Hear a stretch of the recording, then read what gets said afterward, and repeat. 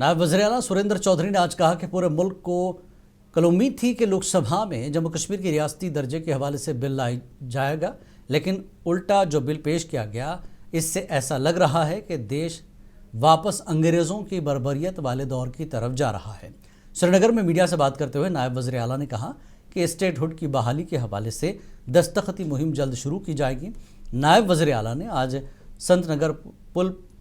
पर सुस्त रफ्तारी से काम चलता देखकर एक इंक्वायरी का भी हुक्म सादिर किया।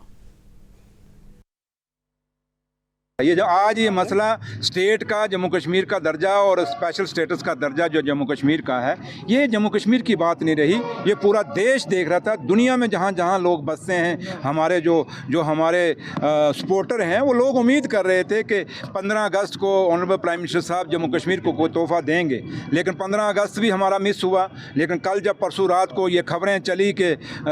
कल बिल पेश हो रहा है, तो लोगों को यही तवक्को की थी कि जम्मू कश्मीर का जो वादा प्राइम मिनिस्टर साहब ने किया था, जो वादा हिंदुस्तान के होम मिनिस्टर साहब ने किया था, जो वादा ऑनरेबल सुप्रीम कोर्ट ने किया था, वो वादा निभाएंगे और कल जो बिल आएगा जम्मू कश्मीर को अपना स्टेट का दर्जा वापस मिलेगा। लेकिन बदकिस्मती के साथ कहना पड़ता है कि वो स्टेट का दर्जा का